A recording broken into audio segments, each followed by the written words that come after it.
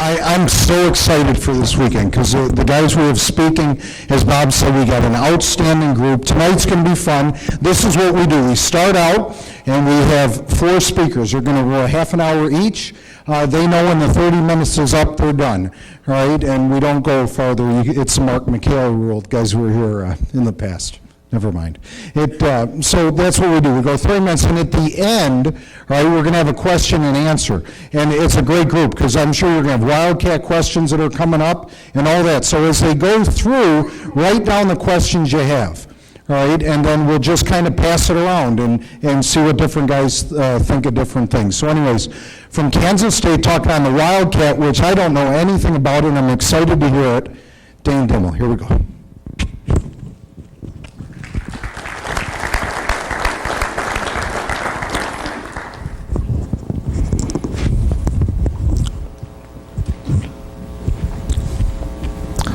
Okay, first of all, I'd like to say, great honor and a pleasure to be here. Ohio is my home state. I was born and raised in Columbus, Ohio. I played football at Upper Arlington, and my senior year was 1980, and we played Jerry Faust's last Cincinnati Moeller team. For all you local guys here, we played them in the state semifinals. And they had the Larkin brothers and Hiawatha Francisco, for all everybody remembers those days, and they beat us pretty good. But we had a good football team. And then my other great memory of the state of Ohio is that being from Columbus, I got to coach my first ball game as a head coach when I was at Wyoming. We played Ohio State in the Eddie Robinson Kickoff Classic, so I got to come home and coach my first ball game ever there. So that was a big thrill. So always great to get back to Ohio and see all the the local people that I'm very familiar with. So let's talk about Wildcat.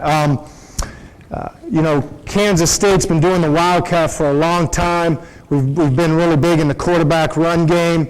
We've also lately really tried to feature a running back that we can use in the quarterback position.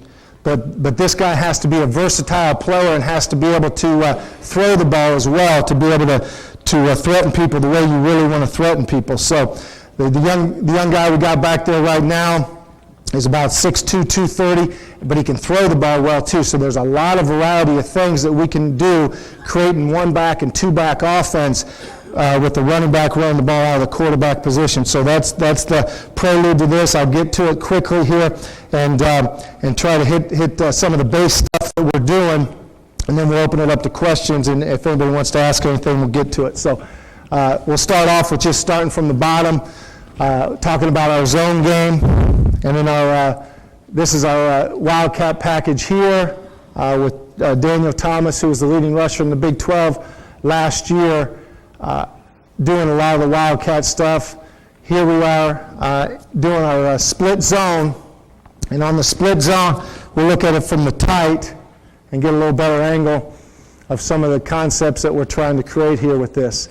Right now, the other running back in the backfield with him is Braden Wilson, and he's about 240 pounds, so it's a good complement. The running back's about 230, and it's just basically the split zone with the fullback coming back and blocking the first thing backside, replacing the backside tackle.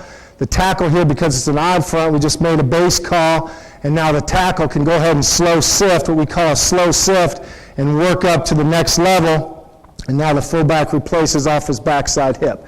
So that's one of our base plays out of the Wildcat. We try to teach Daniel to go ahead and jump. You see after he gets the catch how he's jumping to the front side, so he gets over the top of the front side guard and gets some width, so he can create width and then press the hole, and now by being able to do that, now he can cut back and put some stress on that backside defensive end. So that's the play that everything kind of builds off of right there. Next thing, I just got one clip of everything because I wanted to try to get through as much of the Wildcat stuff as I could tonight in the 30-minute segment. This is our split zone counter now. So now this is built off the split zone, but now the fullback is doing what we call a bluff chip technique, all right? So the line's still blocking it with all of our zone concepts, and now the fullback's doing a bluff chip, and a bluff chip is this, is that he comes back to that backside defensive end, and if that backside defensive end is coming with any kind of depth, then he's going to go ahead and block him. But if he goes back to him and he starts to wrong arm it like most of the defensive ends will do and wrong arm it, then he's going to chip him and give him enough presence to make sure he can't make the play on the quarterback, and now he's going to go the next level, and you're actually borrowing a second level blocker there, and he'll work up to the safety level. So this is a really good clip of our fullback doing the bluff chip. So he's going to come back, the end squeezes, he'll chip him just enough right there, just gets enough of him, a big enough piece of him, and then goes ahead and goes on to the next level and inserts himself at the safety level. Now watch the quarterback here. The quarterback's going to show a little bit of inside zone, so he's going to slide step, get over the front side guard, then press it, and now he's going to work backside. So this is good when we start to get the defenses overflowing a little bit on the outside zone, which I'll get to here in a minute.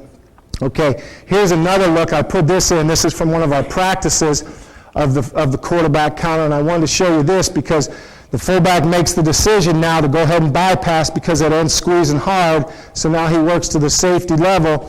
But now, because we've froze the feet of the defensive end right there, it allows an athlete like our running back to go ahead and make that guy miss and go ahead and get some positive yardage off of it. So if that end was coming up field right there, if the D end was coming up field, then Braden would block him. But right there, he makes a decision to bypass.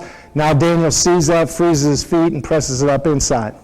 And again, all the blocking is zone blocking. The only thing the backside tackle is doing is he's taking a backside vice foot right there on that backside backer. So as he gets his foot right there, he's just trying to insert himself on the backside of the backer, so if the ball goes outside, he can secure the block.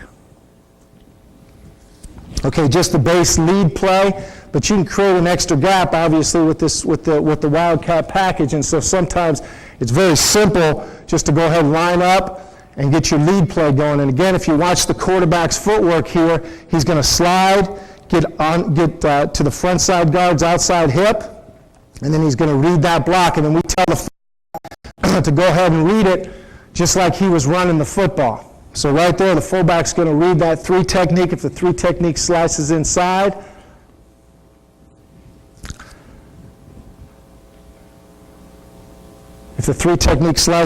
which happens right here, then he's going to go ahead and get a good hard foot right there. Good job by the fullback, again, trying to get that vice fit we talk about with the helmet on the helmet. And then the quarterback getting width right there. So now he can go ahead and feed off that fullback's block and get up inside. But you can create some nice gaps by spreading people out.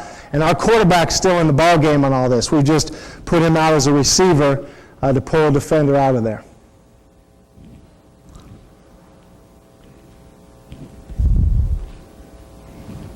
Okay, now we got the read zone, which this is another thing if you got an athletic quarterback. You know, if you got the kid back there that's athletic enough to be able to do this, you have to spend a little bit of time on the mesh with the back. We get our back at 5.5 yards depth. Our quarterback heels at 5. He's going to open at a 45 to the running back. The running back's rules are to take a good first step, try not to cross over with our first step, and then try to slice and get on the front side guard's outside hip again, and try to keep your shoulders square. You got to wait till the quarterback catches the football before you start your footwork. And again, when you get a guy in there like that, it really freezes the defense. You watch the 3 technique and the backside backer, watch him sit right here, because their biggest concern is the quarterback keeping the ball, the Wildcat quarterback keeping the ball. And we like doing this away from a tight end because it simplifies your reads with the chase calls on the backside when you're doing it out of Wildcat. So more times than not out of the Wildcat, we'll do the read zone away from a tight end when we got the arc block coming from the tight end, and then we got the backside combo coming from the backside guard and tackle, and we don't have to apply the chase technique. If the backer would scrape over the top right there, if it was a 2 safety high look, then the tight end would go ahead and insert on that backer on the scrape technique. With a 1 safety high look, obviously that backer has to be a lot more conscientious of being an A-gap player right there. And you can see right here, where that freezes the backer in that backside B gap because of the running back being in there, and allows us a cavity front side. So that's the advantage of doing that back to a You'd rather run it away from the tight end? like to run it away from the tight end, Bob. Say you ran it to the tight end with the three technique and gap exchange on the backside. Say that again. On the under defense, running it away from the three and the gap exchange with the end with the chase guy and linebacker wrapping it. Right. How are you going to handle that? Well, we're still going to do the chase technique. We're still going to try to chase technique with the guard and the tackle right there as they do the combo wheel. So now if the guard that goes, the three stays heavy on the outside tackle, then the guard now has got to try to insert himself and go ahead and try to fit up on that will backer, try to widen him and let the quarterback cut up underneath it. So that's the thoughts on that. Okay, the tackle trap. I won't spend a whole lot of time on that. On the tackle trap here, we like to run this to a shade where our tackle's pulling, and our rules on this are just the lead or the insert rules, where our line's blocking it with the insert rules or lead rules, and our fullback now is going to take the front side backer. Right here, we will run it to a three technique. We'd rather run it to a shade. We don't want to get caught up in having our Wildcat running back do a lot of checks. He will do some checks, though. He'll take us into option, in and out of option, and some things like that, or in and out of some blitz protection. But as far as the tackle trap here, not ideal to run it to a three technique or a two technique right here, but we can go ahead and insert to the backside backer, and now our fullback's going to go to the front side backer right there. So that's the tackle trap concept off the Wildcat scheme. Now the power. Again, the power is a big thing, one of the things that we do the most. This is, again, a little bit more detailed stuff. Now we're moving our tight end around to create two backs off our one back set. So now we're actually creating a two back with the quarterback running the ball here and running the power. And the reason I put this, I wanted to show this, is because of the techniques that we teach on the front side guard and tackle. It's one of the techniques that we started teaching back in the early 90s on the power. We do not try to get any movement vertically. We try to get lateral movement on the three technique. So the concepts that we coach, we think it's really hard to try to knock a three technique back off the football and create a bunch of movement that way. So we're trying to create lateral movement. So our guard is going to try to really get real active with his inside foot and real active with his outside hand and try to fire that three technique into the A gap. And our tackle is going to apply a lot of inside hand presence and help that combo wheel, as we call it, to go lateral, and then he's going to work off to the backside backer. So I wanted to put this in just to show, because this is a concept that's been really good. You can see how we really displaced that three technique. If we try to knock him back off the football, he's going to grab grass and get low, and the bigger D tackles are nowadays, it's really hard to create that kind of vertical movement. So we're looking for a bunch of lateral movement and to take away run through. So this was a good view of the combo wheel in place right there. Fullback now is inserting on the open, or the tight end's inserting on the open side power, trying to get a good tight fit as quickly and get immediate presence on that defensive end. I think it's really important when you run an open side power to get immediate presence on the defensive end, which our tight end's doing there. Now our guard wraps, and our fullback now, this is called power boss, and so the fullback's got the safety. So now you're creating an extra blocker, and here it's middle drill, so we're not getting the read that we would get out of this safety if it was a normal situation, because our kid can throw back here in this offense. We have a lot of things in the offense that he can pull up and throw the ball to the fullback going to the flat there. So if the safety were not to honor the fullback in the flat here, in this look right there, that would be our answer to it. But the fullback's assignment is that high safety right there. Okay, now here's a two-back power. Okay, again, two backs with the quarterback running the ball, so now you're getting close to some single-wing offense here.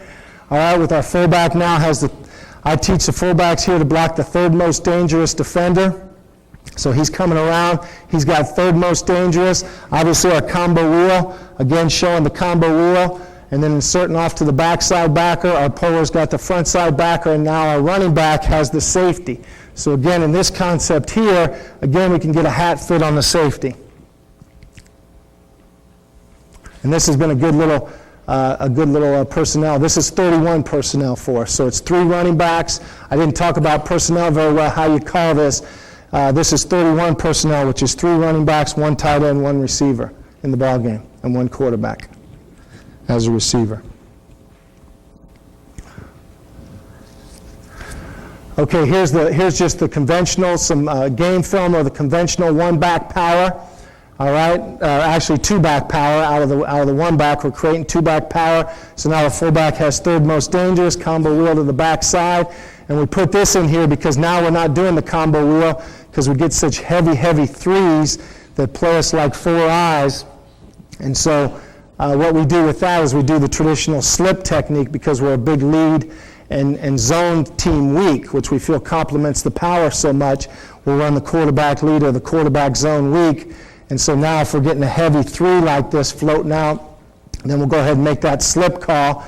And now the slip call looks just like zone to that 3 technique, but we're still running power, of course, and we all know that concept right there with the backside guard going to the backside backer.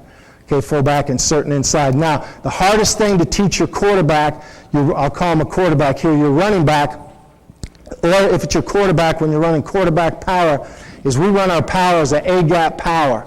So we want our guy to press it downhill. And that's the hardest thing that you get when you work with these guys is to get them to press it downhill because I got our guys' eyes on that backside backer. So if that backside backer flies over the top, then we're going to try to cut the ball backside. So we got our eyes on that backside backer, and it's important and it's hard for the quarterback to get that concept of really pressing it up in there in the A-gap and then marrying those blocks up to the line and then jumping it outside. So Daniel can always get better at that. This isn't a great job of it right there, but he does do a good job of jumping outside and finding a hole.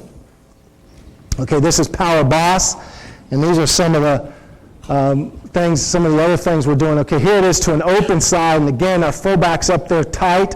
He's getting immediate presence on that defensive end and doing a nice job of getting a good firm fit on it right there. Now our guard can wrap with a little tighter wrap. So the quicker you can get that guy on the end, the better when you're running open side power. And now we got our guard wrapping all the way around, getting a good fit right there. And now you can see the more and more experience that our guy has at running the power, he's staying a lot tighter now. You know, this is later film than what we saw there in the A&M game. And now our back, now you can see it in a live situation. Our back now is holding that high safety because, again, if that high safety were to start getting real active, then we can run any of our power passes and things with the back running to the flat here off the Wildcat. Okay, this is a good way to get some good numbers to the weak side. Boom, good tight fit right there by the fullback. Real good aiming point of making sure he doesn't allow that end to get penetration.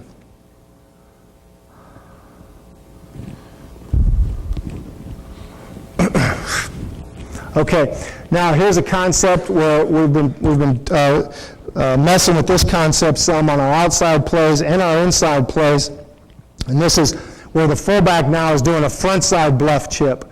And on the front side bluff chip, if that end comes upfield on power like this, because we run so much option and things out of this, and the shovel, if he comes upfield, then our fullback's going to bypass, okay? And now he's going to go out and take the safety in the out. If that end were to squeeze, then he would go ahead and fit on that end, and we'd try to jump the power outside of it. Now the end goes upfield, so now he can't make the play on the power, so now the fullback is used as just a boss decoy to create stretch from the defense. And now we're taking our backside tight end and inserting him on high safety backside, again, to try to figure out the ways to get as many fits as we can on the backside tight ends. On the backside safeties, I should say. So we've been doing this bluff chip front side some too, and it's really been a nice concept for us here, playing around with that. If that DN were to squeeze right here, our fullback would go insert a good tight fit on him, and the quarterback would go ahead and bounce this thing outside.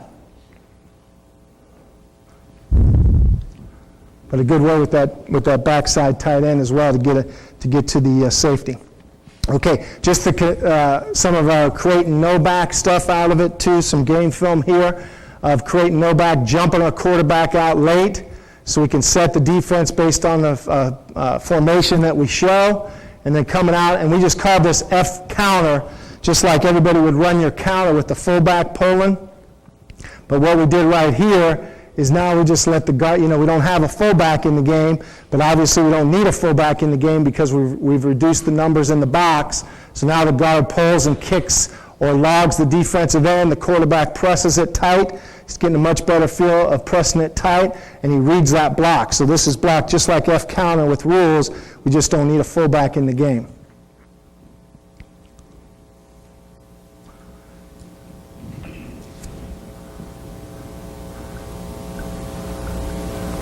And there you can see the quarterback doing a better job, and it's really an important element on this play is to stay tight and hit that A-gap. Does a good job of getting 5 or 6 right there.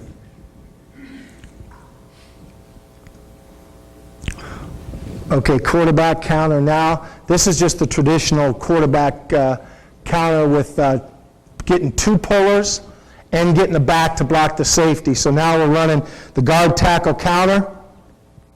Guard's kicking or logging. Tackle's reading. We all know the concepts behind that. But now our back now comes backside as well. So pre-snap, it looks like any of our power run game to the tight end side. Quarterback's bluffing, bluffing the quick throw out to the back, bluffing the throw out there to the quarterback. And now we're taking it backside. So now the back's responsibility is to work himself up to that high safety. So we got counter, fullback, guard, tackle, counter, back on the high safety. Right there.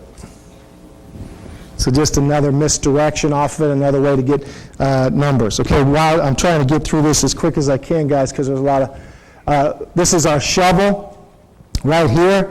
All right, so we run our shovel with power rules and leave the defensive end unblocked. All right, so it's just our power rules with the arc scheme from the tight end. So it'd be like running power arc. Tight end's going to block anything in the alley. Everybody else blocks power. And our guard now pulls for frontside backer, and we pitch off the defensive end. If the end comes upfield, we pitch it. If the end closes like he's doing right here, then now the quarterback gives, or the running back gives a go call. And now the back will go ahead and lead up for the running back right here. So this is just another, nice little thing you can do off the Wildcat package.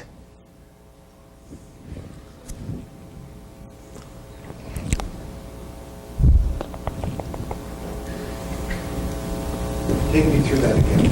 Okay, the rules on that, Paul, is, okay. Okay, the rules on this are just everybody's blocking power. Let me get it to a good spot here. Everybody's blocking power. Guard, tackle, center, backside guard, backside tackle, all blocking power. And now we don't have anybody to block the defensive end because the tight end's going to arc. So the defensive end, it's an upside down option. So it's like a poor man's option. So if the defensive end comes upfield, quarterback gets to 7 yards depth with a little bit of width and pitches it to him at 2 yards. If the end squeezes, then now it just becomes a keep for the quarterback, and now the back will go ahead and get a go call, and the quarterback will keep it on the perimeter, and the back will become an extra blocker in space. So it's just an upside-down option, basically, is what it is. Back one more time, please. Yes, sir.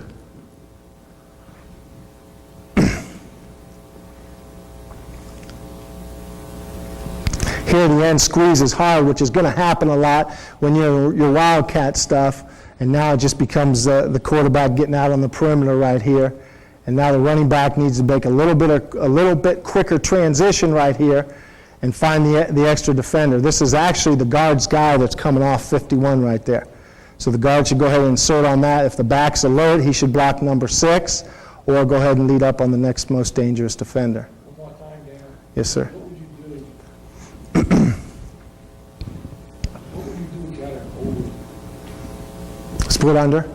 over defense? You still would just release the tight end, some tackle through? Yeah, if you had like when you say over, like an overhang out in space, yeah, the tight end would just arc release and block the overhang out in space. Yep, and then you'd pitch off the 6 technique.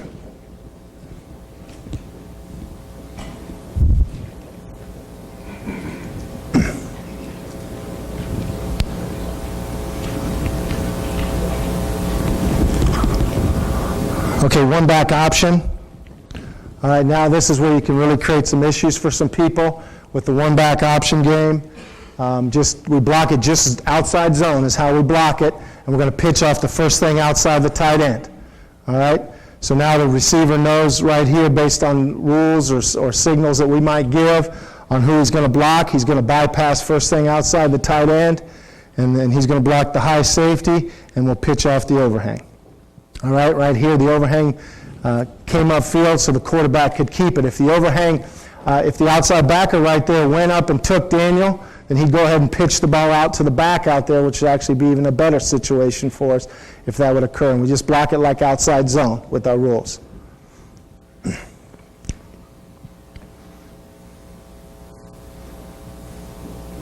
And this is one that you can do with any type of running back or athlete that you have at that wildcat position.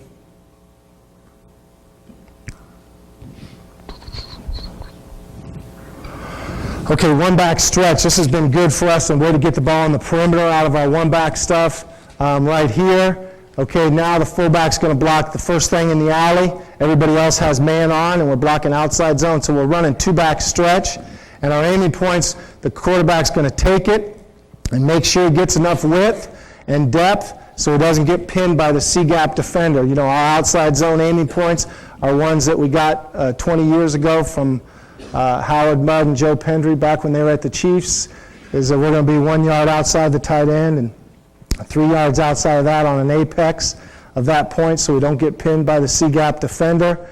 And the fullback here is going to get outside and try to cut the outside leg of that overhang, and you really create some nice outside zone play right there with your quarterback run game.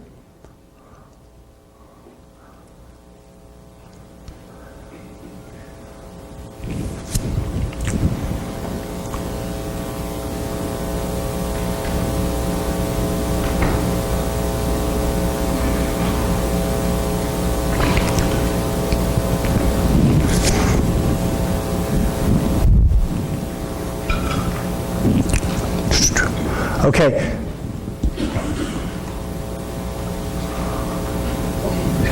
All right, now we're going to get to our jump pass. Now I'll get to some of our passes here. Okay, on this right now, we run so much quarterback power that it's really hard to stop the power and stop the passing game off of it right here. So right here, our quarterback's going to insert downhill. Should look just like the power. Our tight end's going to slow release. Throttle down, let those backers come downhill to the power. The fullback's going to replace the tight end. So it's just gap blocking scheme, just your power pass blocking scheme, and then the jump pass from the quarterback right here. And this is a play that we run over and over again against our defense, and they still haven't stopped it yet. And the more athletic the guy is that you have doing it, the better. You can see the athleticism of our running back right there, being able to really get up high and make the throw right here on the jump pass. Hard play to stop the power and stop that on the goal line. Here we run so much option out of this that we ran a little option pass. Right here, we're coming down the line, speed option. Everybody's zone gap blocking, and then slight turn back block right there. Backside tight end does a nice job here of getting the corner lightning. We weren't sure whether he was going to see it, but he got it late here. Quarterback does a good job. He actually got hit just as he threw the ball, but you can see what kind of arm the kid has right there. And if he didn't get hit right here, I think this was probably going to go the distance, but good throw off the option pass. And the more and more stuff, if you have a kid that can throw the ball back there, it really changes what you can do.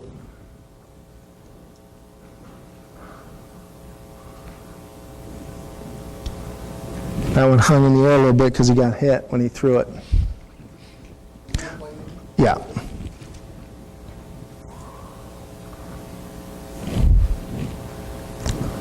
Just true. We keep the backside tight end in so we can cover every gap right there. So everybody's just got front side gap protection here across the board. D, C, B, and A. Backside guard A, backside tackle B, and backside tight ends got C to D late. But you did a good job of coming back right there. Quarterback's going to sell down the line option, pull back, try to stay a little bit inside the tackle, and the receiver's going to slow throttle and then release.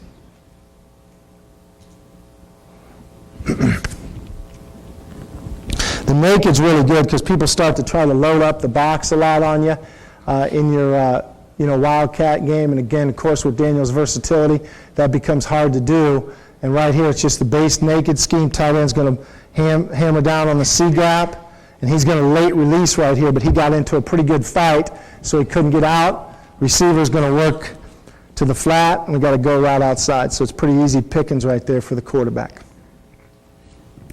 I think this might be the last thing I got on here, so I think I timed this thing up pretty good. So any of the naked concepts that you got off of it are good too as well. All right, thank you. Thanks, guys. Thanks.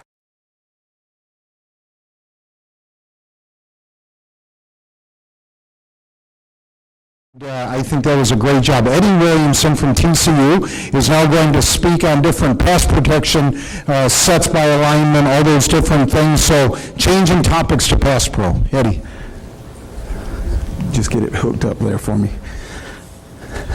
Our film guy called up here and told John that he was getting Fred Flintstone when it came to this equipment here. I'm kind of lost. I'm old school. I came up with 16 millimeter tape and taping the plays on the wall and all that kind of stuff. So I have a hard time sometimes with this stuff. We'll see if we can get it going. First of all, it's a pleasure to be here. If we can ever help you down at TCU, our doors are always open. We'll share everything we've got with everybody except people in our conference and people on our schedule. Real quickly, our running game, and then I'm going to get into the pass protection stuff. We are a gap concept team. We run the true power. We run a power gap scheme where we read for the quarterback, and then we are a zone team and a zone read team. We don't carry a lot of just true old-timey man schemes in our offense. Now, when we go to the pass game, we have 7-man protections. We carry 5-man protections, and we carry a half slide, which is a 6-man protection, and then we carry a 6-man full slide protection deal. A few years ago, we were probably 30% pass, 70% run. Everybody that came to TCU came for the lead option stuff that we did out on the perimeter. Right now, our leading formation of all formations is empty. We'll motion into the backfield some, but we'll throw out of empty as much as we will out of everything. And it's necessitated a lot of work in terms of protections and techniques. And I want to just talk to you about some of the things that we teach with those sets. Now, every position that we have, we teach an inside set guard tackle. We work that every day. And one of the things that we do when we first go to the field, and our specialists are out there kicking before we go to stretch, and this is kind of a warm-up maneuver for us, I'll get my guys on a line and a line in front of them. I'll put the defender here, and if I'm a right side offensive lineman, I'll make this guy set him, and he'll be half a man behind. And I tell him I do not want him to try to catch up with the deal, but I want him to feel an offshoot of Jim McNally's duck technique, in that we'll have this guy press in and up, and our lineman here will hold him off with his foot and his hip, pressing in, so that he gets the sense of getting under and lifting with his hip and with his arm. And we'll press down. If I were a left-sided offensive lineman, that guy is half a man on my outside. We do the same thing. I'm not going to catch up right now. I want you to feel the idea of holding the guy off. Do that every day in the warm-up. Every day. All right. When we go to set tackle position inside sets, depending on the nature of the stun inside or the move inside, we will tell our tackles to cover up 7/8 of the man to foot. We never try to get back totally inside of the guy. We're going to use that mechanic and push him inside and press him back to where we normally will have help. We don't coach going inside, getting leverage on the inside so the guy can reverse and come back outside of us. All right, at the guard position, when I get to that, I'll move right now with that. The guard position will cover up 7/8 to full. 7/8 to full. Same scenario, I don't want them getting all the way inside so the guy can work them in and come back on their outside and get their shoulders turned. Push them to where you have help. Squeeze them back to the football. Now, vertical sets, we teach this at every position. guard, tackle, and center. The way we teach this, we will push off of our inside foot, go back with our outside foot, sink the inside foot square. Now, if my guys are limber enough in the psoas area right here, it's good to turn that foot out as long as it doesn't turn the hip. If the hip goes with it because they're tight here, we make them keep the outside shoulder or outside toe square so that the shoulders remain square. Just depends on the youngster's ability there. We're going to hold up here, work the outside, then if something comes to the outside, we're going to cover that up violently. Now, one of the things after I went back and watched our tape last year when we were doing our vertical sets, our guys would hold, and then as they got a pressure here, they would want to turn and go attack the thing that way. One of the points of emphasis this spring after watching our tape from last fall is as we vertically set, if somebody came here, we step to cover him this way. Put our body on him, still working for about 3/4 to 7/8 coverage, so that we don't give him an inside move, but we're going to stop him physically with our body instead of rotating to him. Hopefully we got a little bit better at that during the spring workouts. Our vertical set is used in our half slides. It's used by our tackles on a wide rusher. Now, the other set that we teach is what we call a cover set at our place. It's the old kick slide principle. If we have an outside rusher, we think he is going to press us at a diagonal angle, or he is close enough that we feel like we can get to him. We're going to go cover up half or 3/4 of the space, get our feet there hopefully before he can move, find out what he's going to do, and then go into transition from there. If he goes inside, we're going to jam him back to the ball. If he decides to go vertical outside and widen on us, we go into a vertical set here and keep widening with him.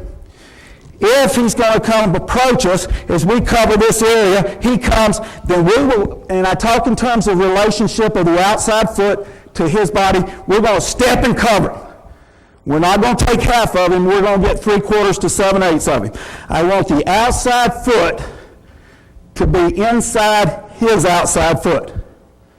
But we're going to put our body on him. Now, I'm going to skip to the jump set. We'll use this as a change up, and it's probably the least used set by my tackles. We will go 1-2, cover the guy, and aggressively block him right now. Just a one block, go pile him up. It is a curveball change up for him, probably used by the two tackles maybe 4 times during the whole season. The most used one would be the cover set. Now, shuffle set. We throw out an empty.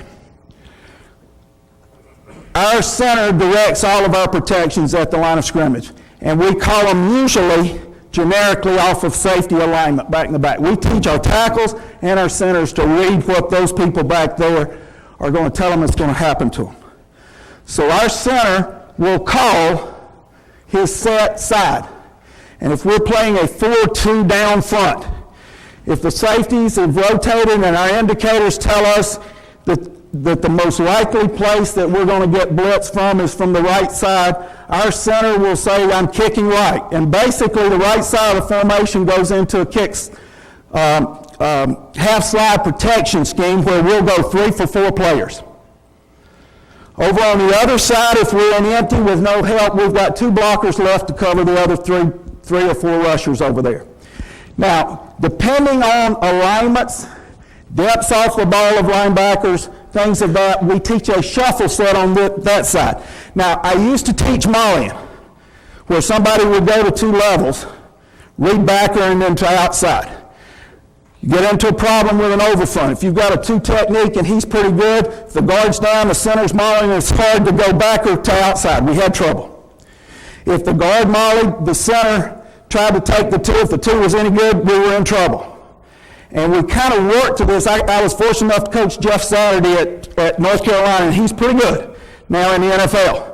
And Jeff had a hard time with it. So we sat and we kept playing, and finally we just decided to use our half slide scheme, go vertical, take 3 guys for 4 and bump through, try to get 3 of them stopped, tag the 4th one before we hit our quarterback.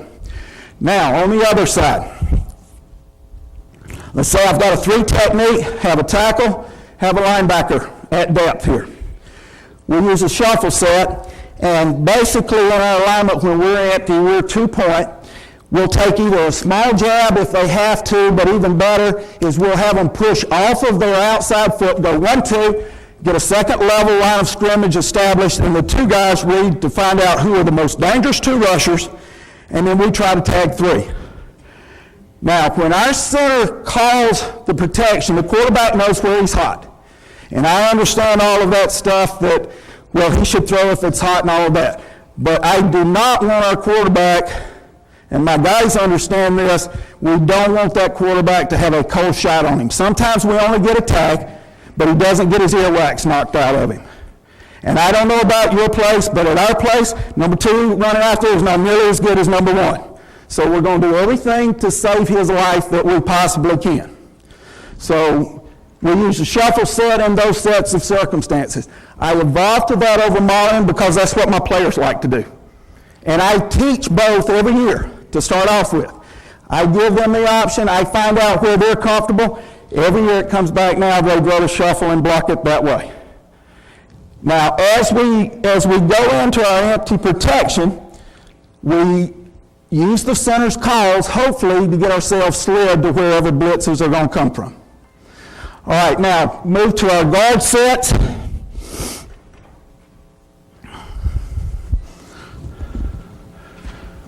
All right, as I said, the guard will cover up shoe to shoe to 3/4, try to push back if he has an inside move. We teach the vertical set, and usually that is only, well, it's only done when he's in a half slide concept, where you've got back maybe blocking right, left guard's going vertical, helping the center till he hits B gap pressure. Tackle's going vertical till he gets CD gap pressure. That type of scenario. If we have a 3 technique, and the 3 technique covers our body, our guards are going to come out of their stance, and it's not absolutely lateral, but it's tight to the line of scrimmage, and we're going to stop the 3 right now, as quick as we can with our hands. Get his butt stopped right now. And our hands get on as fast as we possibly can. We'll use the shuffle set too in there, if alignment allows it. Now, let me back up, go back to the shuffle set. If I'm a guard, my center's kicking over here to the right side. I have a 1 technique inside. We don't shuffle that position. It's got to be a 3. It's got to be enough depth in the linebacker that I don't feel immediate threat in that gap. Okay? All right, now, before I leave those 2 positions, I'm a little bit different and have been for years in the way we set. As far as body relationship over feet and toes. When we come out, our guards and tackles in all of our sets, we play with our chest over the balls of our feet. We do not expose our chest. So when we kick and shuffle back, our chest stays down till impact. We don't carry our hands up in front of our face. They are really down about our rib cage. Now, what we try to do when it comes time for contact is that I place my hands and rotate my elbows inside, and we really try to grab his shoulder pads right here and push him in his throat, literally.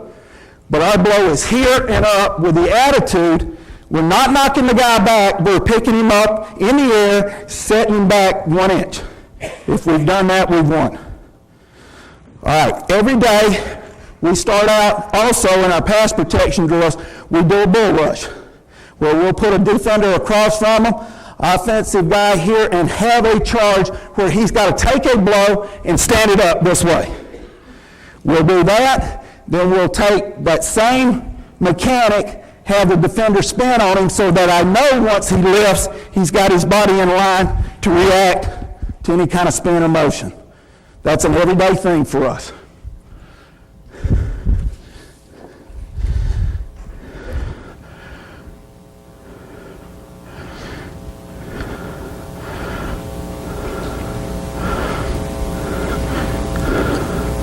All right, the center, we'll teach his covered and uncovered sets. If he's uncovered, he's usually vertically setting. And by that, I mean if he's working to a side here, if we're sliding that way, he vertical sets like the guard and the tackle.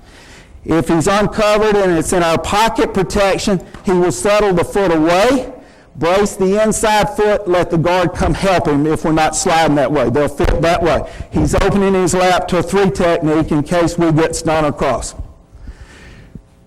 If we are in,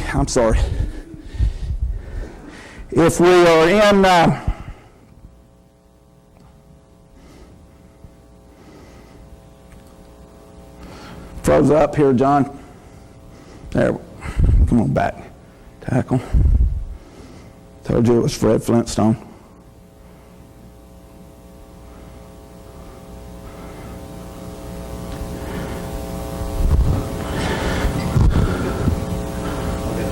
Got me?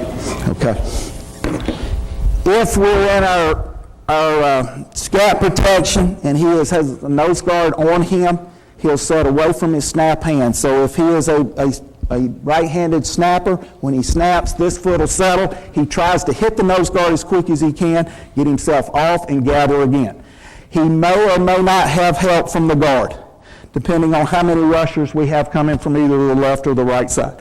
So we're going to favor the set away where his hand is unprotected so that he can pick that up.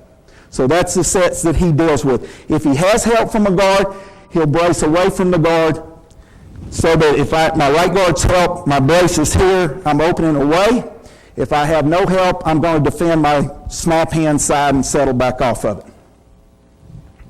All right, now, just to show you a couple, 2 or 3 of these and how we would work some of this. If we are scat protecting here, empty set and then 7-man protection, it's built off of that concept.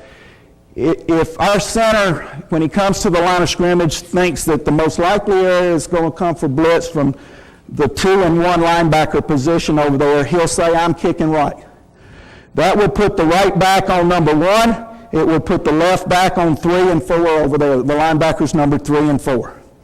If we go to the line of scrimmage and those backs are emptying out, free releasing, and we're in our scat protection, then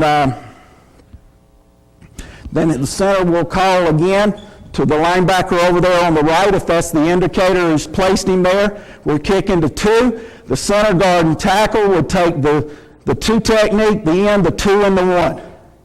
And we try to tag all 4 of them if all 4 of them come. We have calls that go in there that alert our people that we've got blitz. The left and right side there would be shuffle setting. They would take the 2 downs and the other 2 guys take the most dangerous 2. Basic look on a 50 defense. When we go to the line of scrimmage without any indicators, generically speaking, center would call us to 3 and 2 linebacker. We'd take the 3 downs and the 2 linebackers. The backs would be on the edge for 1 and 4. If we're emptied out, the center would call us to 3 and 2.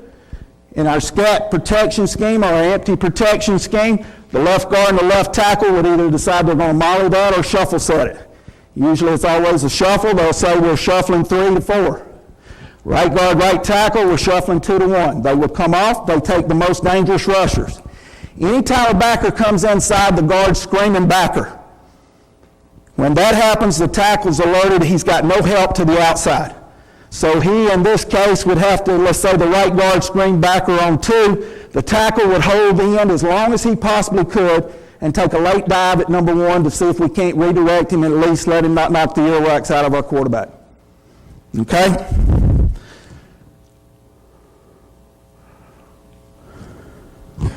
All right. True 4-3, again, not talking about indicators here. Center would call to number 2. We would take the 4 downs. Backs would have 1 and 3. If the backs are free releasing, the tackle would have the end to 1. The tackle would have the end to 3. Now, if I'm the left tackle, and let's put the 3 backer in the B gap area. I have an end over me and a backer inside. I'm responsible for both end and backer. That would be a place where he would shuffle set. So as he's sitting in his stance, it would either be, I'm going to push off this foot or a small step, push myself back, figure out who's the biggest threat, tag the 3rd threat later.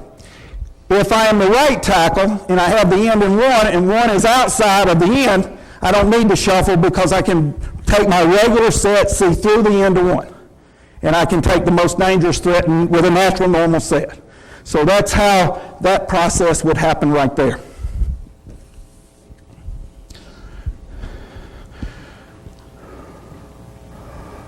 All right, here's just some pictures of it. Should start out, we'll be in our half slide protection scheme. There's some good, bad, and ugly in this. We're sliding to the right here. We'll get behind it to get a little bit better picture of this.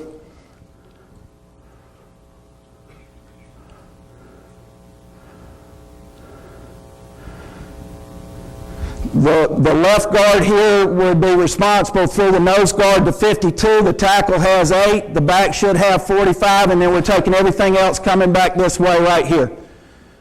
We had an indicator here where blitz was going to come from. As soon as that guard understands 52 is not a threat, we try to go be violent on somebody else and find work.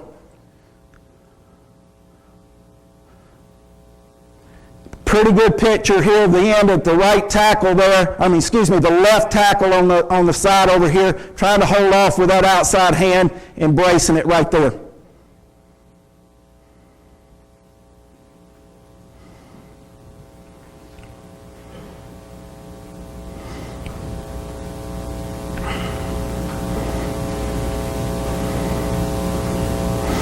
Now, the one protection our quarterback can change is our half slides. He can reverse it. We've got a full blitz coming here.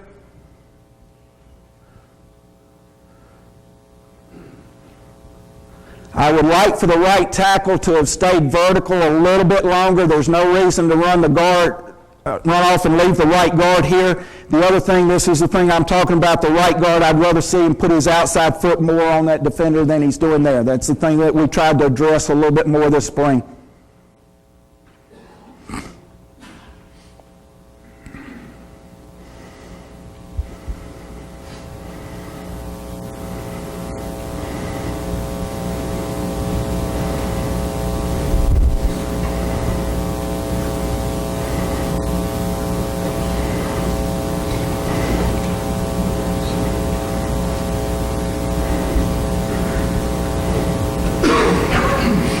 This is our 7-man protection scheme here. I'm showing this with just a couple of little adjustments in here. Right now, our center has called us to the linebacker that's over the right tackle and the one that's over the left tackle, the 2 inside guys. Now, this week we had an indicator here, and our guard and tackle were allowed to make a call at the line of scrimmage that put us in a fan scheme because of some indicators we had here. As you can see, our tackle went to the fan scheme. That allowed the back to pick up the corner cat. So we make our centers tackles particularly understand what those folks in the back mean as far as rushes and blitzes.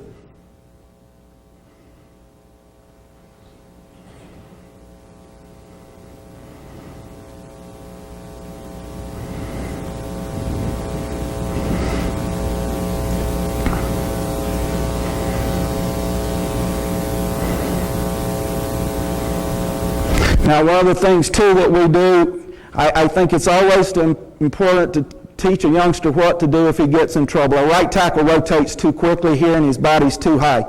But once that happens to us, we're going to turn that thing into let's go get him and push him and run. We don't pass protect any longer.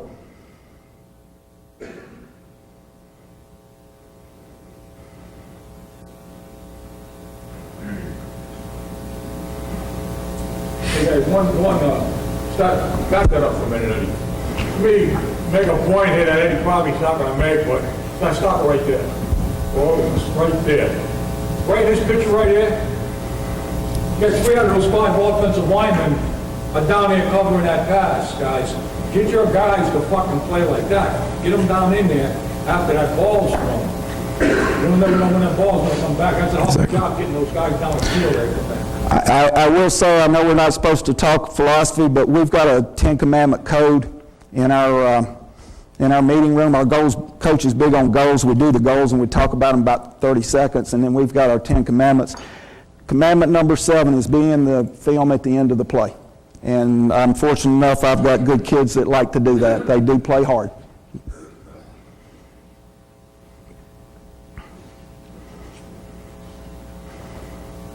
All right, here's one more situation. This is actually, although they're in a 34 front, it looks like here this was a 4-3 scheme team. We call our protection here through the backer right over, that's the Mike backer that's lining up over in front of the right tackle. So we called to him, and we actually are going to gain a blocker and be able to help the back here. The left halfback has this outside backer here.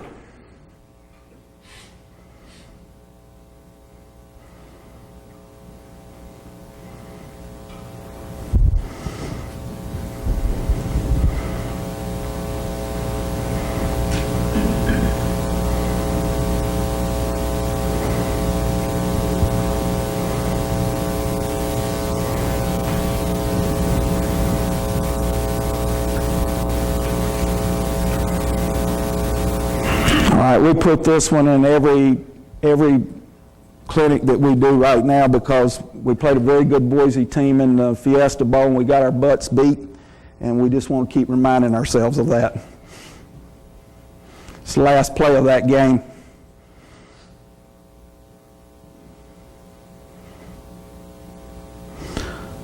But as you can see, they're stemming through, and my left tackle here, we knew if that end zone voided that everything was going to come from the inside, so he goes and tries to find help and actually winds up here aiding some of the backs inside. Now I think I've got some empty stuff coming up here.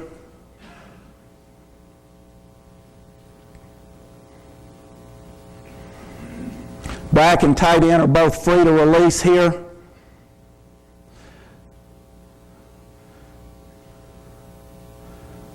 We'll get behind this and kind of show you this left tackle and left guard situation.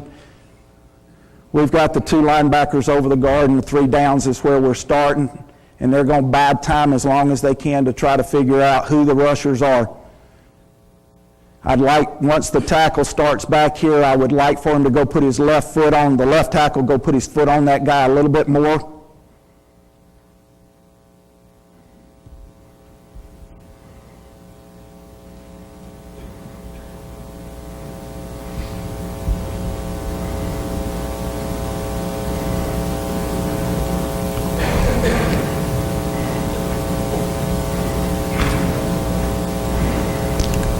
We've got the 2 linebackers here. The linebacker comes inside this time.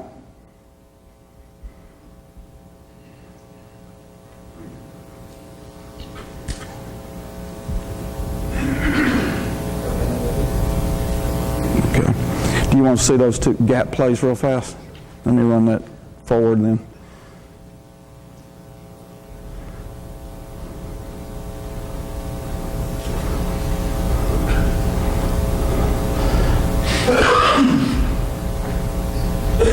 One of the things that we did this year, we ran, as I said, gap plays. We ran a gap play where we read the defensive end here with a mesh on the back.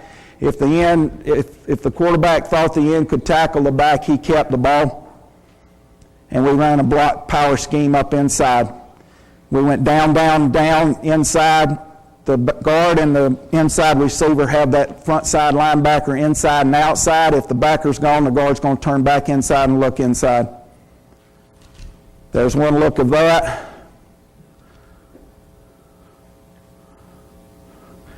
There should be a picture here where we hand the ball off. The right tackle here should have come off the double team a little bit more vertical. We probably could have picked up a couple more yards. But there's a read where the indicator was there. I'll show you 2 quick zones and then the pass that we've come up with this year that we thought was pretty good off of this.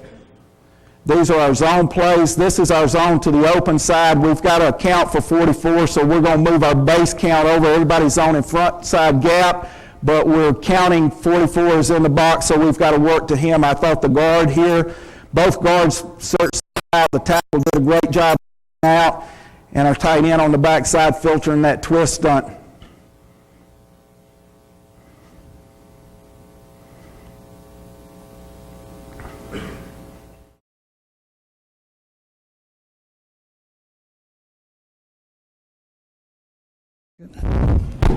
All right, guys.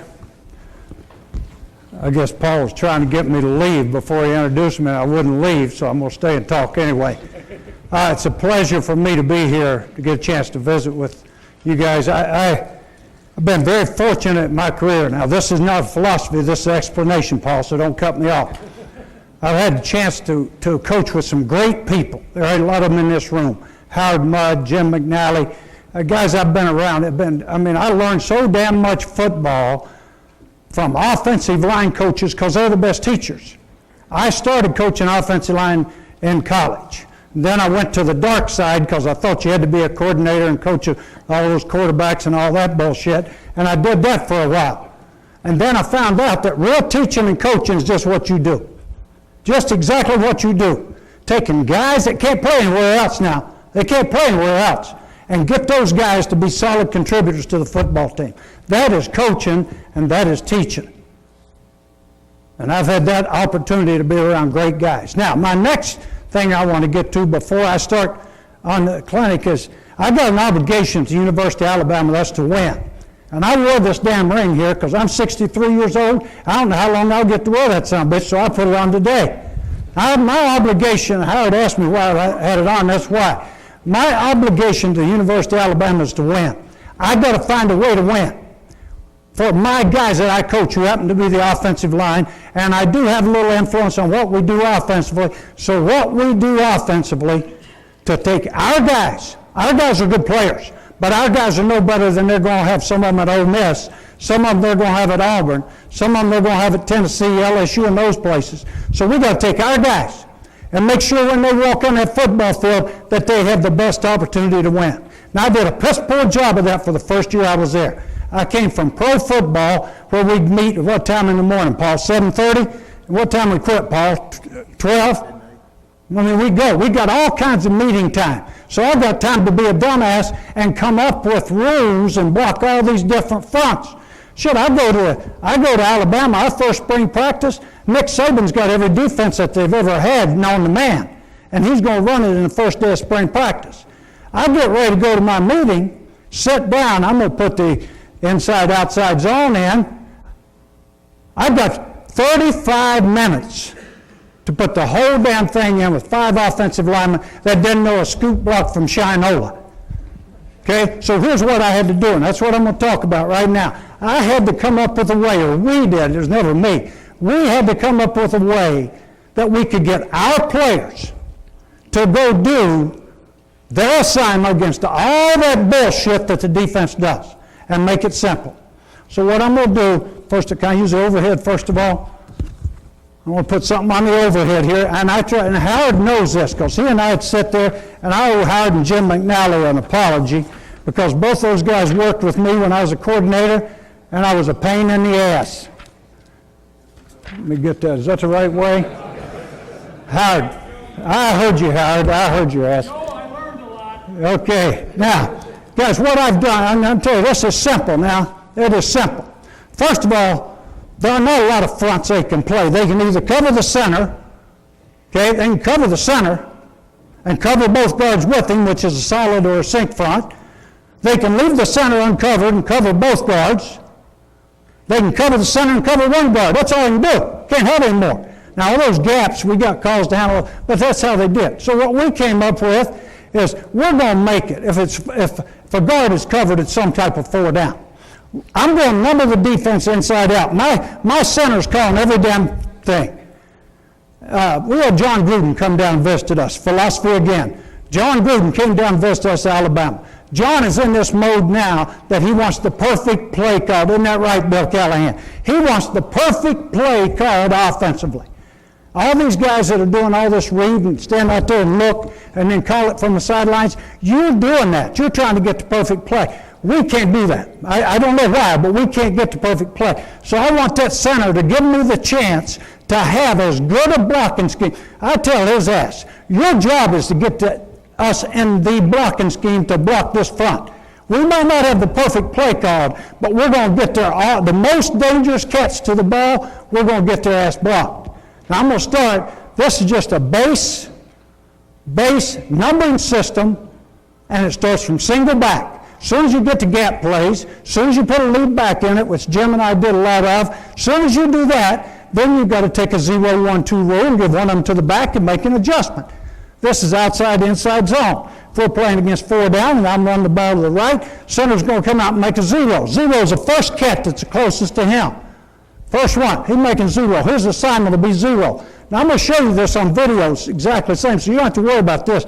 It's on video. He's got 0, he's got 1, he's got 2, he's got 3. Backside 1, backside 2, backside 3. Now I don't care who they are. This guy can be a safety, he can be a backer, they can be anybody. Now go down to the next front. There's 0, 1, 2, 3. Backside 1, backside 2, and 3. A 1-2 stack. We're going to run at it, we're going to run away from it. Away from the point of attack, backside 1, 2, the point of attack, front side 1. Go to an odd, 0, that's easy for you. 0, 1, 2, 3. Now, when we're in a run scheme, I'm in a non-lead back. If I'm running outside zone, and you can go to Alabama right now, you can go right now, and you ask that right tackle. He better damn well tell you, okay, we'll run outside zone to a tight inside, strong side of you, what's your rule? He better say number 2. So I'm just the opposite of what Coach was a minute ago. I'm all man. Everybody has a man rule. I only zone block because I want the perfect block when I want it. My uncovered line, if I can block my guy man to man, and this goes back a long way. My high school coach told me, cat blocking a long time ago. You block that cat, you got him. If I can block him man to man, if I can get him man to man, I will. Now, zone ends up more on the video than man, because all of a sudden I'm uncovered, I've got my man to man, I got my cat man to man, but he's a line where I can't get to him. Now you make your zone call. So I get the perfect call to the line of scrimmage. Perfect call. Works at odd defense. We played national championship game against a hell of a football team against Texas. Run like hell. Run like hell with that odd defense. I wouldn't go try to zone block those damn guys. Oversplit the guards, go 0, 1, 2, 3 blocking, either run the back here, step him, and run the other way and block 0, 1, 2, and if they look like you can't get to them, zone block them. Now, that's about as simple as it gets, guys. That's the rules. Now, I'm going to show you on video from end zone. Take that down, Joe, before you take that down. The one on the top here, can you slide it down just to here? Right here. We always have the discussion, I do exactly the same concepts, right? When they put this guy right here, shade the center, now how do you count it? He's on the center. 0, 1. 0, 1 stack. Down guys always lower number. And that's where your zone combinations come in. Down guys always a lower number. All right, now, can I turn that video on? And where is the, if you'll give me that clicker. I got a pointer here in my bag somewhere. Is there a pointer here? Yeah, you go. Okay, let me use this.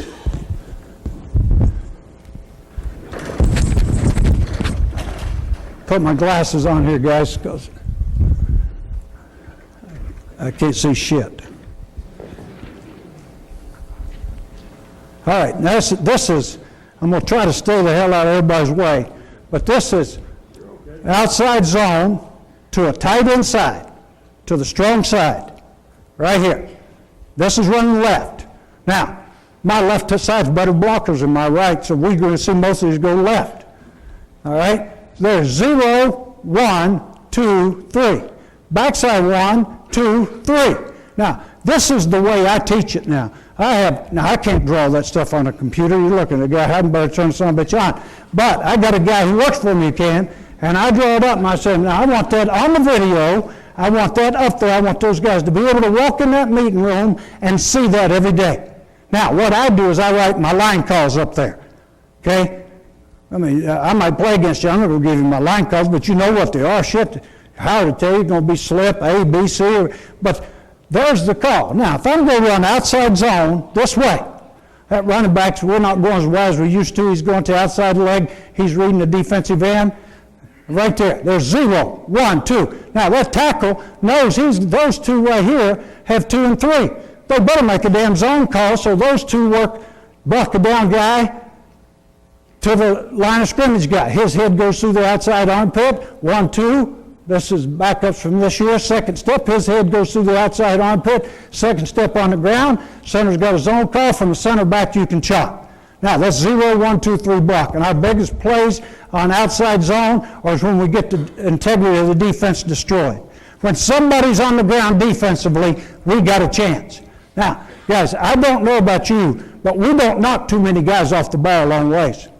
But we get our ass up on them. Now, that's philosophy again. I really believe that these rules, that rule-wise, that if you know what to do, you understand the concept and you know why you're doing it, that you eliminate penalties. We had one holding penalty from the fourth game on. Now, it might have been a little luck, but if some bitches know where they're supposed to go, they know who they got, they know where their head goes, they know where their hands go. And if their hands are ever outside, I'm going to have a foot up their ass. So if you think about that, I don't care what offense you run. You can run down line offense, you can run the counter offense, you can run any offense you want to. But if you think about that with offensive linemen, and I learned this from the best, from Howard Mudd, I'm going to blow his horn now. Right here, I'm telling you. If you get that second step on the ground, you create an angle of where you want to go to get your body on the shoulder of his body, you get your second step on the ground, you get your hands inside, you play low to high, and you finish. And you finish. Then you won't get holding penalties. And if you do, that somebody's probably made the wrong call. If you do it that way, and if you come back and look at it and you think about, well, where do you get your holding calls? Hands out here. You're off balance. You're like this. Got your weight down. You don't have bends in your knees, and your shoulder pads over your knees, and your hands up inside. You're this way. Everything's about balance. If you get like that, you don't have balance. If you get like that, you don't. If you get like that, you don't. That's balance. I boxed a little bit when I was young because my high school coach made me, and I found that out in a hurry. I'm standing like this, and I do that. You know where my ass went? Just like that. So I found out it's all about balance. Offensive line play especially. Okay, now, that's enough preaching. Now, here we go again. This guy's going to motion. He's going to end up there. We know this is outside zone to a tight inside because we make a call. We got a different word or number it means. So he's got the same thing. There's your 0-1, Paul. See it? Bob, that's what you're talking about. There's 0-1. Now, there's 2-3 stack combination block. Now, center, get that head there, get that inside fist. And I don't give a shit if you're getting blocked or not. Run his ass sideways. This is a kid's playing down at Houston now. That's Paul's kid right there. Piss poor footwork, doesn't get that second step on the ground quick enough. But we get the chop backside. This guy right here started 2 years for me, never lost a regular season game, and can't play. Now, don't tell him he can't play. He thinks he can. I'm going to tell you what. I love him like a son. I'm going to tell you what. He'll bite your leg off to win. And he knows his assignment, knows what he's doing every time. But he can't play, can he, Paul? You looked at him. Hell of a kid. But there it is. There's the outside zone. Now, there's the stretch. There it is. Now, that back's making that cut too quick. Press that hole. Shit, don't cut unless you have to. Make him come to you. Fit that inside fist up there, run his ass to the boundary. The back won the Heisman, so I guess he's all right. Okay, here we go to the left again. Now, this is same thing. Now, this is odd. Now, let me show you something right here. This looks a little different. That center's got a shaved nose. He's got number 0. He knows now he's got to go a little further. Well, then my center knows, if I got to go hard, I can't get him over here, get him back there, and get him there. So I'm going to tell that guard and tackle to come with me so I can go hard. So those are your calls. Right now, that's center. Did I let it go past that one? Okay. The center knows. That was LSU. Let me find it right here. Yep, that's who it was. The center knows he's got to go. He knows that guy's a good player, and he knows the chance. There's a good chance here that he can go this way. Probably knew since it was big field we were going to get fire zone from the field. But he's covering his ass, getting zone block. There's the tackle. There's combination block. Now this guard right here, I guarantee he called combination. His rules block that guy. But if he takes off and tries to block him, and our angle points out there, he probably will run into that guy. So that's what I'm telling you. I rule 0, 1, 2, 3, but the combination, he makes the call. And finish him backside. This little center here, most guys here would eat peanuts off the top of his head. He's about 5'11 and a half. He's like Howard's guy, Jeff Saturday. He's like your guy now. I'll take him all day long. I'll take all those guys I can get. All right, here we go again. Now, this happens to be a 4 count, guys. Still the same thing. Same thing, same play, we just add a guy. Now 0, 1, 2, 3, 4. We just add a guy. If I add somebody back over here, they got number 3. Same rules. Center and left guard working together, these guys working together. Now the combination ends up with the tight end and the H, working on 3 to 4. Same read for the back, same play. Left guard's trying to walk around him too much rather than sinking the inside fist up in his gut. But not bad for distance.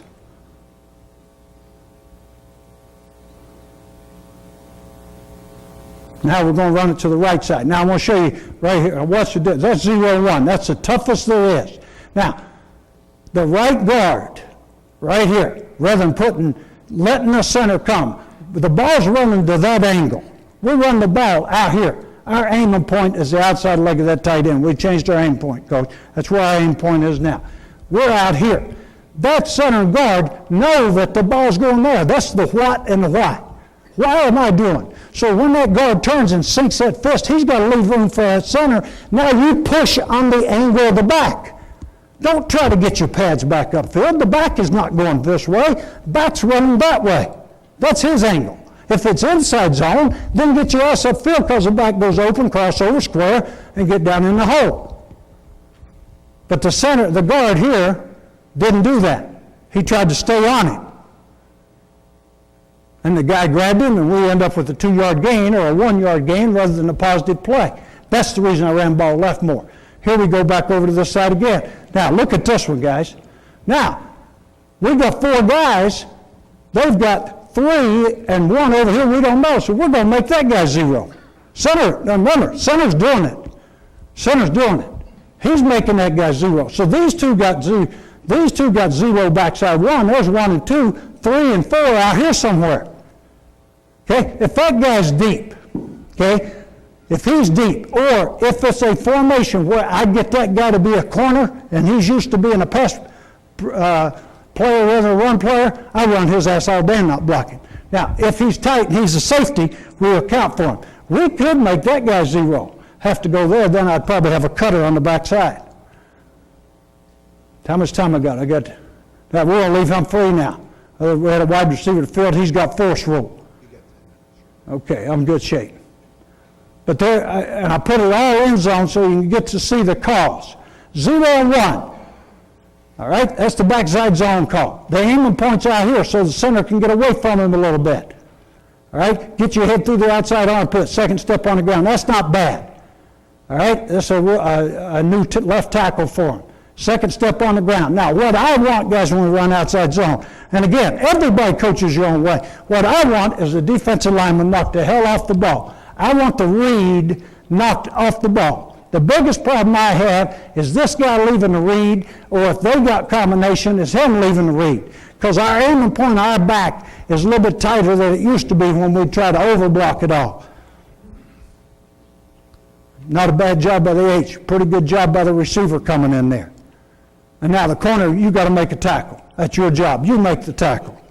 You used to playing man-to-man pass coverage. You come up and make a tackle. All right, same thing again. Now, this time against Florida, they're trying to bring an extra cat through here. So I'm just going to bring a receiver in here, and he's got number 3. All you got to do is get in his way. You don't have to be a hero. Now, center should make a call here. Again, he's got to go a little further. He make a call. The guard should be taking his own step. Now, this guard right here, he's the smartest guy I've ever coached. And this goes back to any of them. He's got a 4-point average, never had anything but an A. He's a hell of a lot smarter than I am. But he's stiffer than I am, too. He can't get his second step on the ground, can't sit on his toes and on the ground, put his feet out and touch his toes, but he blocks his guy every time. It's amazing. He blocks his guy. Watch him. He can't take that left foot, open his hip, and get over there. Well, I'll be damned. He's going to get his guy blocked. That's the thing that I found out. Maybe as I've gotten older, I live with a lot of shit. Get your job done. And this guy right here, same thing. Combination block. Combination block. I'm going to get to the weak side. All these clickers are a little different. Okay, now this is outside zone, the weak side, which I happen to think is the best play in football. Because you got one less block you got to get. Okay? You got one less block that you have to get. Tight end's not in here. This goes back to old OP Howard. open outside zone. Now, I like outside zone, used to love inside zone, but we can't take those guys off the SCC and knock those damn 1-2 techniques off the ball. So I don't have to block them as good, so I run a little wider. But I like the outside zone, the open side, and I like this tackle still. Now, we make 0 and 1. I know I've got 3 blockers. So he's going to take 0, he's going to take 1, he's going to take 2. If they're stacked, they're going to do a combination call. If they're stacked out here, they're going to do a combination. Now I want to get backside 1 and 2 and chop, backside 3, because it's outside, so I want to destroy the integrity of the defense and get somebody's ass on the ground backside. Now, I don't think everybody in high school can chop, and some people in pro football won't, but the whole time I ever chop, I'll never chop in practice, but that's what I want, destroy the defense. Now, that guy doesn't have to be as good a blocker. Make him stay where he is. Now, try to get your ass, open your hip, Howard's heard this, get through the sole of his body, get your ass and his ass out of the hole, because I don't want any assholes in the hole. Get it out of the hole. Now, make that guy be the player. Now, combination, get him out of the hole, destroy the integrity of the defense, and make these guys make the play. Now, I think the outside zone to the weak side, for us now, over the last 3 years, has probably been the most consistent play. Now, here we are going to the right side. Now, I can run a little bit better right. This kid, all he's going to do is get out on him. That's all. He can't open his hip like you'd like to have him. Now, that's good footwork. This guy can do it to his right. There's 0 and 1, 2, backside 1, 2, backside 3, quarterback naked fake. This is the pistol we're talking about today, Bill, right here. I love this, guys, because I like a running back being behind the quarterback. I don't want them to know if I'm going here or I'm going there. I don't know if I'm running inside, outside, and so I like this guy back here. So we can run here, there, we can run inside zone, outside zone. I can run the power, single back power, I can run double back, lead back power, plus the quarterback's used to being in the gun anyway, and that's horseshit technique with his naked right there too. Aiming point to the open end, does it change, stays, goes tight end? Goes tight end, same thing, Wiles, same aim point. Now this formation right here gives that quarterback a little margin of error. A lot of times to the weak side, I got to watch that guy getting too tight and we can't block him. The pistol usually gets him a little wider. All right, now here it is again, going back to the left side, 0, 1, backside. This is as good as the defense can be right here. That's the hardest block you can get. All right? But if we widen that and that center jumps this one, now against this team, he manned it. He manned it. He knew, it's like you study all your video, you know certain teams, and these two combination it. He manned it, and the left guard took it, was man. But whatever your calls are, now we're going, this is the old odd stack. Now, I'm going to go back and show you how we identify. Remember, we got 3 blockers, okay? So there's 2 of them. So the center makes that 0 and makes that one 1. We do it by making a mic like everybody else does. We declare. So these 2 are zoning 1 and 2. They're zoning 0 and 1. They're zoning backside 2 and 3. So it doesn't change. Now, the thing the left tackle's doing here, rather than getting his second step down, there he's got inside help and get your head through his outside armpit. Don't try to walk around him. Try to park him. That's good patience by the running back. All right, now, this is a man scheme now. This is man that's going to stay man. I'm going to get through this. I had some pass pro, but I won't get to it. Now, this is the same rules, except now I want to create an angle in the defense. I'm tired of coming out pushing their ass and not getting the chop backside, so now I want to cut the defense somewhere. I want to run outside zone to the tight inside, but I want to know that I can block either a 3 technique that my guard can't reach or a 5 technique that the tackle can't reach and the shade nose gets there. So I'm going to call man. Now, they've got 0, 1, 2. I'm calling man. But as soon as they get to the line of scrimmage, they better realize I want angles. I want angles.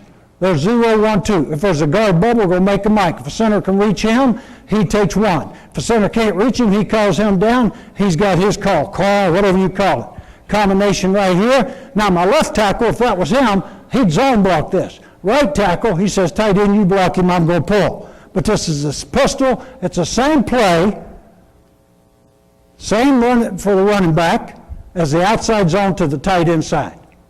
Same exact thing, only different rules. Guard cuts the defense, cut the defense, cut block on the backside, get through.